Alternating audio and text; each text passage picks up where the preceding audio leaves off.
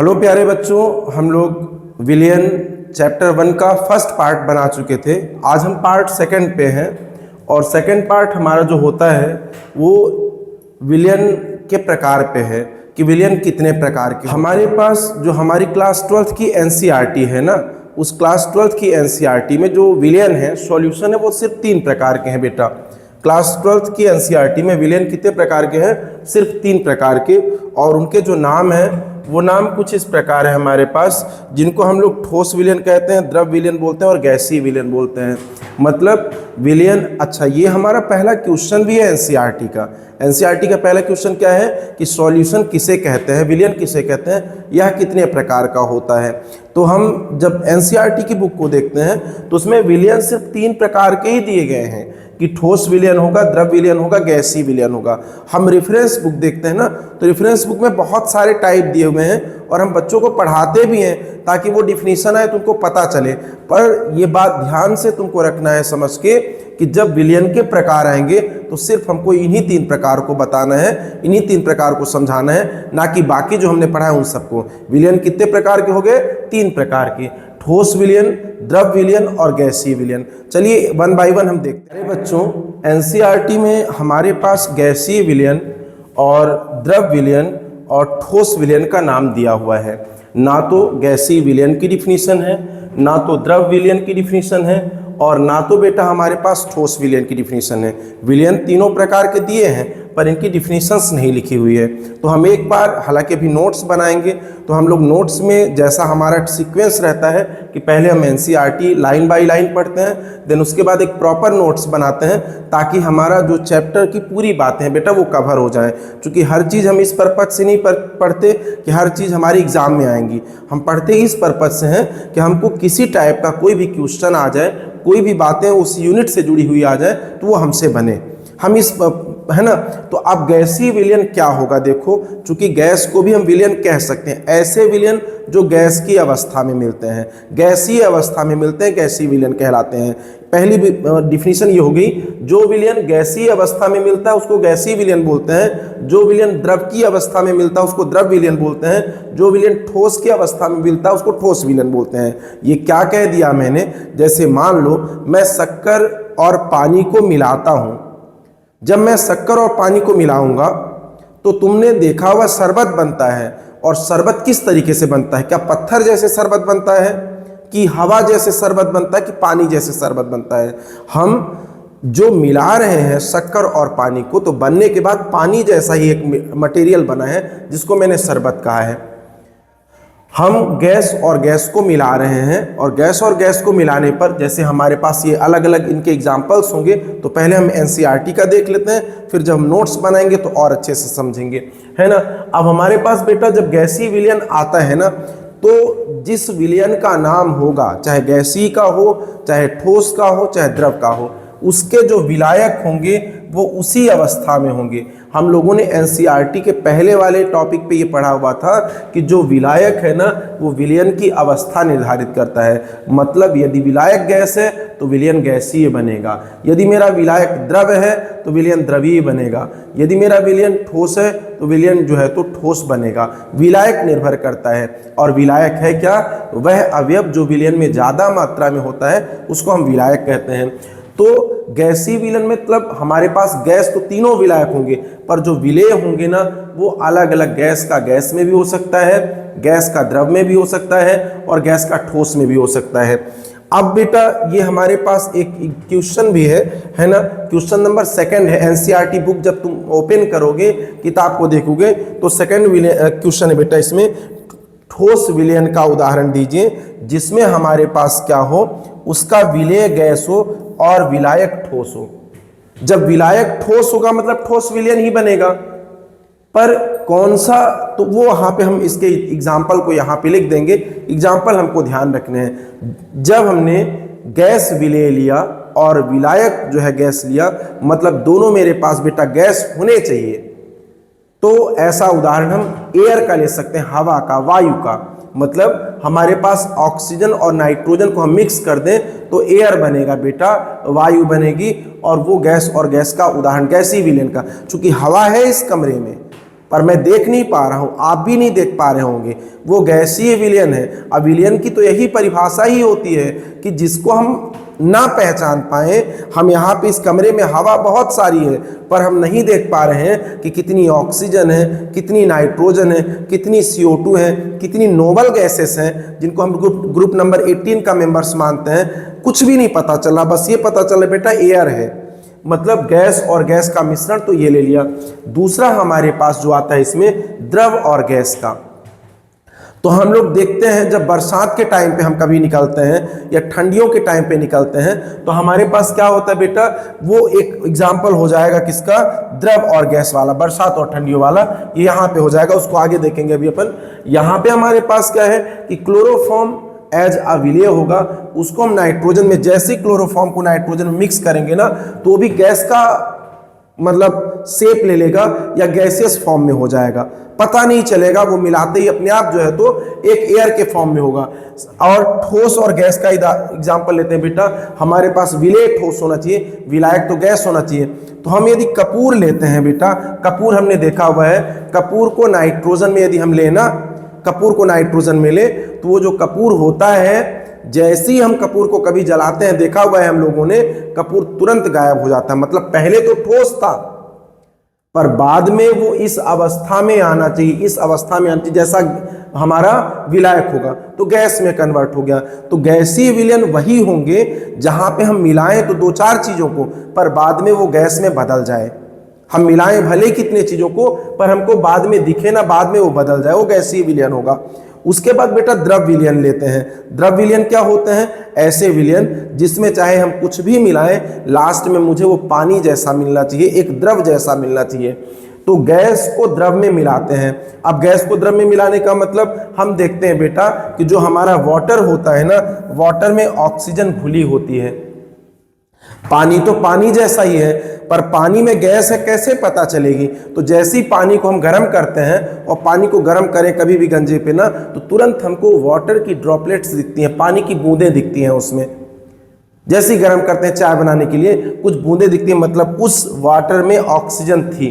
तो ये हमारा है तो द्रव विलयन, मतलब पानी जैसा ही है बेटा, पानी जैसा ही है, पर उसमें गैस मिली हुई है।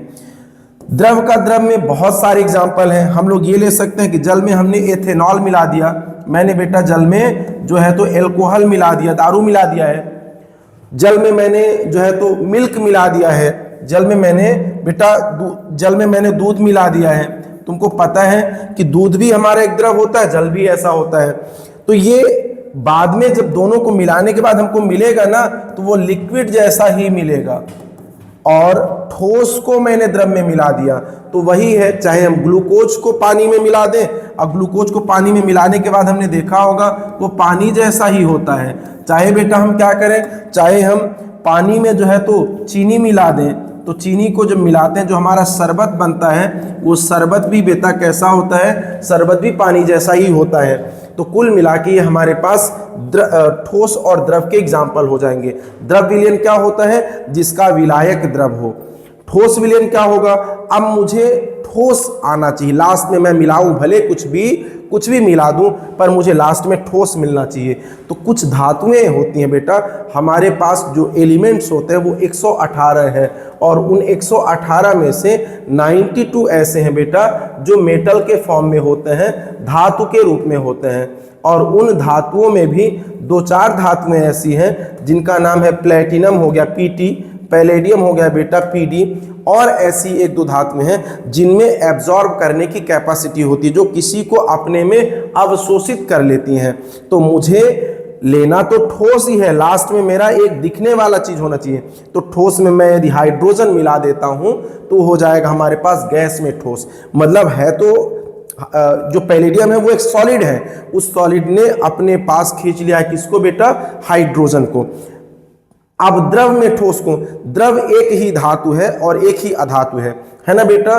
जो द्रव के रूप में पाए जाते हैं तो एक धातु होती है जो द्रव के रूप में पाई जाती है, और एक अधातु होती है जो द्रव के रूप में पाई जाती है। अधातु कौन सी हो गई, ब्रोमीन, और धातु कौन सी होगी, मरकरी। पूरे 118 में से 2 ही ऐसे हैं जो हमारे पास द्रव की अवस्था में पाए जाते हैं, और 11 ऐसे हैं बेटा जो गैसीय अवस्था में पाए जाते हैं, और 92 ऐसे हैं जो ठोस अवस्था में पाए जाते हैं। 118 में से हम लोग क्लास 11th का जब देखते हैं ना, तो उसमें फर्स्ट यूनिट में ये क्लासिफिकेशन ने देखा था। तो हम एक कोई भी द्रव लेते हैं, और मैंने मरकरी लिया है बेटा, है ना, मरकरी का सोडियम के साथ अमलगम, मतलब सोडियम एक धातु हो गई, जैसे मैंने मरकरी उसमें डाला ना, तो मरकरी ने सोडियम को कवर कर लिया। नॉर्मली सोडियम तो ऑलरेडी जलने लगता है वायु के कांटेक्ट में आने पर। जो सोडियम है बेटा वो हाईली रिएक्टिव मेटल होता है, पर मरकरी के साथ मिलाएंगे तो वो एक ठोस जैसा, गायब नहीं होता है। मरकरी भी मिला है, सोडियम भी मिला है, क्योंकि ठोस है मतलब मुझे वो दिखना चाहिए कि मैंने यहाँ पे रख दिया, ये मेरे पास कोई सॉलिड रखा हुआ है। तो जब मैं उसमें हाइड्रोजन मिलाऊंगा तो भी दिखेगा, रखूंगा तो मिला, भले दोनों चीजें हैं पर मुझे पता नहीं चलेंगी। जब मैं पारे को सोडियम के साथ मिलाऊंगा तो भी दिखेगा कि मेरे पास एक ठोस जैसा मटेरियल रखा हुआ है। अमलगम बेटा तभी आता है जैसे मान लो सोडियम अमलगम लिखा हुआ है, तो सोडियम अमलगम का मतलब क्या होगा कि ऐसा मिश्रण जिसके साथ सोडियम और मरकरी है। एल्यूमिनियम अमलगम लिखा हुआ है, अमलगम का मतलब सिर्फ मरकरी होता है, एल्यूमिनियम के साथ में मरकरी है। जिंक अमलगम लिखा है, मतलब जिंक के साथ में मरकरी है। अमलगम जो शब्द है ना, वो अमलगम सिर्फ मरकरी के लिए होता है। मरकरी धातु जब किसी के साथ में होगी तो हम उसके मिश्रण को अमलगम कह देते हैं, है ना। और लास्ट में ठोस और ठोस हो गया, तो हम लोग बेटा बहुत सारी चीजें देखते हैं, जैसे तांबे का सोने के साथ विलयन। हम लोग पहनते हैं जो सोना 18 कैरेट का, 20 कैरेट का, 22 कैरेट का, वो क्यों ऐसे अलग अलग कैरेट के हैं? क्योंकि किसी सोने पे हमारे पास जो कॉपर का अमाउंट है वो 25% है, तांबा 25% है, किसी में जो है तो 50% है, किसी में 75% है, और उसी के आधार पर ये अलग अलग हमारे पास आते हैं कि 18 कैरेट हो गया, 20 कैरेट हो गया, 22 कैरेट हो गया। तो हम यदि सोने को कभी तोड़ के देखते हैं 18 कैरेट सोने को, तो हम उस सोने में थोड़ी बता सकते हैं कि इसमें इतना तांबा मिला है। पर मिलाने के पहले हमने सोना भी लिया था और हमने तांबा भी लिया था, दोनों को पानी जैसे शेप में, लिक्विड शेप में मिला के फिर मिक्स किए हैं, और तब जाके हमारे पास 18 कैरेट का तैयार हुआ। ऐसा नहीं कि मैं तांबा ले रहा हूं और मैं जो है तो सोना ले रहा हूं, दोनों को ऐड किया तो चिपक गए, ऐसा नहीं है। दोनों का पहले मैंने मिश्रण तैयार किया है, और जो मिश्रण होता है तो मिश्रण ही तो विलयन कहलाता है। और मैंने दोनों ठोस और ठोस का मिश्रण बनाया था, और बाद में जब सोने को देख रहा हूं तो थोड़ी पता चल रहा है, जहां पता नहीं चलता वही विलयन होता है। तो हमारे एनसीईआरटी में विलयन 3 प्रकार के होते हैं: ठोस विलयन, द्रव विलयन, गैसीय विलयन। ठोस विलयन वह विलयन है जो ठोस अवस्था में मिले, या दूसरी परिभाषा कह सकते हो ऐसा विलयन जिसमें विलायक ठोस अवस्था में रहता है, ठोस विलयन कहलाते हैं। ऐसा विलयन जिसमें विलायक द्रव अवस्था में रहता है, द्रव विलयन कहलाते हैं। ऐसा विलयन जिसमें विलायक गैस अवस्था में रहता है, गैसीय विलयन कहलाता है। ये बेटा इन सभी के एग्जाम्पल हैं, एग्जाम्पल देख लेना है। हम इसका नोट्स देखते हैं, इस पूरी बात का एक नोट्स प्रिपेयर करते हैं प्यारे बच्चों, और उस नोट्स का जो है तो हम फिर उसमें अपनी कॉपी में अलग से लिख लेंगे, है ना। हमने क्या किया हुआ था, विलयन देखा हुआ था, विलयन के प्रकार देख रहे हैं। तो ये नोट्स हमारी अपने पढ़ने के लिए, विलयन तो 3 प्रकार के ही हैं, वो तुमको याद में रखना है। हम जो रेफरेंस बुक देखते हैं तो रेफरेंस बुक्स में हमारे पास विलयन 4 प्रकार के दिए गए हैं। कौन कौन से बेटा? तो पहले तो हो गया हमारे पास जो घटकों की संख्या, घटकों की संख्या के आधार पर, घटकों की संख्या के आधार पर। दूसरा बेटा प्रकार हो गया विलायक के आधार पर, विलायक के आधार पर, विलायक के आधार पर। और तीसरा हो गया प्यारे बच्चों जिसका नाम है भौतिक अवस्था के आधार पर,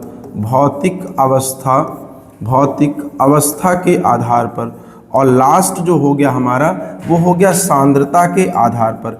मतलब टोटल जो है तो हमारे पास विलयन जो अब हो गए, जो नई रेफरेंस बुक्स हैं उनके आधार पर विलयन 4 प्रकार के हो गए। अभी एनसीईआरटी में हमारे सिर्फ इसी प्रकार के आधार पर बस दिया गया है, और हमको याद भी इसी आधार पर बस को रखना है, पर इनको भी जानना है। अब घटकों बोल दें बेटा या अवयवों बोल दें, वही बात है। अवयवों की संख्या के आधार पर अवयव कौन होते हैं विलयन के? तुमने कहा 2 अवयव होते हैं विलयन के, जिसका नाम है विलेय और विलायक। विलयन के 2 अवयव होते हैं जिनका नाम क्या है? विलेय और विलायक। तो क्या होगा बेटा, जैसे घटकों की संख्या में पहले तो हो गया हमारे पास द्विअंगी विलयन, द्विअंगी विलयन। घटकों की संख्या के आधार पर हमारे पास होंगे बेटा जिसका नाम है द्विअंगी अंगी विलयन, द्विअंगी विलयन। दूसरा हो गया त्रिअंगी विलयन और चौथा हो गया बेटा चार अंगी विलयन। ये ऐसे हो गए। विलायक के आधार पर हो गया हमारे पास जलीय विलयन, जलीय विलयन और बेटा अजलीय विलयन, अजलीय विलयन, अजलीय विलयन। भौतिक अवस्था में अभी हमने पढ़ा था गैसीय विलयन, द्रव विलयन और ठोस विलयन। गैसीय विलयन पढ़ा बेटा हम लोगों ने। द्रव 5 प्रकार के होंगे जिनका नाम क्या है बेटा सांद्र विलयन, सांद्र विलयन, सांद्र विलयन। फिर क्या है तनु विलयन, तनु विलयन। फिर क्या है बेटा संतृप्त विलयन, संतृप्त विलयन। फिर क्या है असंतृप्त विलयन, असंतृप्त विलयन। और लास्ट में है बेटा अति संतृप्त विलयन, अति संतृप्त विलयन। मतलब टोटल जो हमारे पास है विलयन, वो विलयन कितने प्रकार के हैं प्यारे बच्चों? वो विलयन है 4 प्रकार के जो हमारे रेफरेंस बुक्स में दिए हुए हैं, है ना। बाकी जो है तो हम लोगों ने एनसीईआरटी का देखा था, तो एनसीईआरटी में हमारे पास विलयन सिर्फ और सिर्फ 3 प्रकार के थे। अब हमारा एनसीईआरटी का पहला पेज यही कहता है कि जो विलयन क्लास 12th का यूनिट है उसमें सिर्फ और सिर्फ पूरे यूनिट में हमको द्विअंगी विलयन के बारे में पढ़ना है। द्विअंगी विलयन क्या? ऐसे विलयन जिसमें केवल 2 अवयव हों, केवल 2 अवयव मतलब एक ही विलेय, एक ही विलेय और एक विलायक होगा। ऐसे विलयन चूंकि संख्या के आधार पर कह रहा, संख्या के आधार पर, तो संख्या तो हमको पता है 1 2 3 को अपन संख्या बोलते हैं, जिसमें एक विलेय हो एक विलायक हो। क्या उदाहरण ले सकते हैं अपन? चीनी प्लस पानी। त्रिअंगी का विलयन मतलब क्या? ऐसा विलयन जिसमें हमारे पास 3 अवयव हों। अब 3 अवयव का मतलब हम विलेय 2 कर सकते हैं पर विलायक तो एक ही होगा। मतलब मैंने पानी लिया है और शक्कर और नमक ले लिया, वो त्रिअंगी होगा। 4 अंगी मतलब ऐसे विलयन जिनमें 4 अवयव हों, वो 4 अंगी विलयन कहलाते हैं। तो ये तो हमारे पास अवयव की संख्या के आधार पर था। पूरी डिफिनीशन आपको लिखनी है। द्विअंगी 2 अवयवों से बने विलयन को द्विअंगी कहते हैं, 3 अवयवों से बने विलयन को त्रिअंगी कहते हैं, 4 अवयवों से बने विलयन को 4 अंगी विलयन कहते हैं। फिर विलायक के आधार पर, अब बेटा विलायक कभी भी है, यदि नाम नहीं दिया हुआ है तो हम लोग पानी हमेशा विलायक को मानते हैं, जल को। तो जल, अब विलायक के आधार पर 2 प्रकार के होंगे, जलीय अजलीय। मतलब ऐसा विलयन जिसमें जल विलायक होता है वो जलीय कहलाता है, और ऐसा विलयन जिसमें जल के अतिरिक्त जैसे बेंजीन हो गया, कार्बन टेट्राक्लोराइड हो गया, एथेनॉल हो गया, ऐसे बहुत ईथर हो गया बेटा, ये सब हमारे पास पानी जैसे लिक्विड जैसे मिलते हैं पर वो जल नहीं है, वो जल के अतिरिक्त कोई विलयन बने हुए हैं। तो जिनमें जल के अतिरिक्त कोई विलयन वो अजलीय कहलाता है। गैस विलयन, द्रव विलयन, ठोस विलयन को हमने देखा था। गैस की अवस्था में पाए जाने विलयन गैस विलयन, द्रव की अवस्था में पाए जाने विलयन द्रव विलयन, ठोस अवस्था में पाए जाने वाले विलयन ठोस विलयन कहलाते हैं। सांद्र विलयन क्या कहलाता है बेटा? तो ऐसा विलयन जिसमें विलेय की मात्रा ज़्यादा हो, ऐसा विलयन जिसमें विलेय की मात्रा ज़्यादा हो। मतलब हम शरबत बनाएं, शक्कर बहुत सारा डाल दें तो हमारा वो सांद्र विलयन कहला जाएगा। ऐसा विलयन जिसमें विलेय की मात्रा कम हो, तनु विलयन, विलेय की मात्रा कम हो, तनु विलयन कहलाएगा। संतृप्त का मतलब ऐसा विलयन जिसमें विलेय की और अधिक मात्रा नहीं घोली जा सकती, वो संतृप्त विलयन कहलाता है। ऐसा विलयन जिसमें विलेय की और अधिक मात्रा घोली जा सकती है वो असंतृप्त विलयन कहलाता है। अति क्या हो जाएगा बेटा? ऐसा विलयन जिसमें विलेय की मात्रा संतृप्त विलयन में उपस्थित विलेय की मात्रा से अधिक होती है। मतलब जिस विलयन में विलेय जितना संतृप्त विलयन में था उससे भी ज़्यादा वो अति संतृप्त विलयन कहलाता है। तो ध्यान रखना है, ये पूरी परिभाषा है। सांद्र विलयन मतलब जिस विलयन में विलेय ज़्यादा होता है उसको सांद्र बोलते हैं। तनु, ये सब नाम हमारे प्रैक्टिकल केमिस्ट्री में भी लिखने में आते हैं, सामान्य बोलचाल में, वाइवा में पूछे जाते हैं। इन सभी डिफिनीशन को आपको अपनी कॉपी में लिख लेना है। ये हमारा हिंदी मीडियम का 2nd पार्ट था। आपको कैसा लगा कमेंट करके जरूर बताएं। Thanks for watching and listening में। मिलते हैं नेक्स्ट वीडियो में।